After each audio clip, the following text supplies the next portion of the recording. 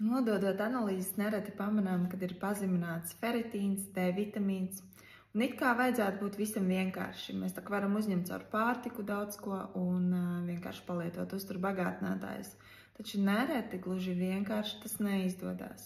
Tas ir tādēļ, ka nav piemēroti apstākļi, lai pārstrādātu un uzsūktu šos elementus no pārtikas.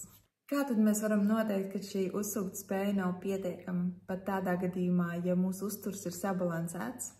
Pirmais rādītājs tas ir gāzes, vēdera pūšanās vai sāpes labajā paribē pēc ēšanas. Kad vēderā burbuļot, tas liecina par pazeminātu kuņģa skābes koncentrāciju.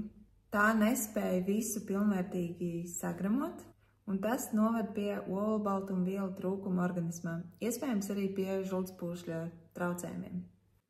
Ja ar to ir problēma, tad taukos šķīstošie vitamīni, tā ieskaita arī D vitamīns, nespēja pilnvērtīgi uzsūkties.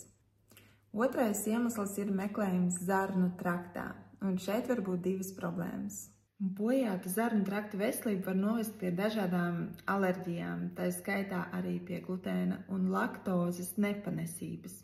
Un otrā problēma tā ir disbakterioze, kuru veido patogēnā flora. Visos šajos gadījumos vispirms nepieciešams uzlabot žultspūšļa darbību, uzlabot sāls skābes kvalitāti un normalizēt zarnu trakta darbību.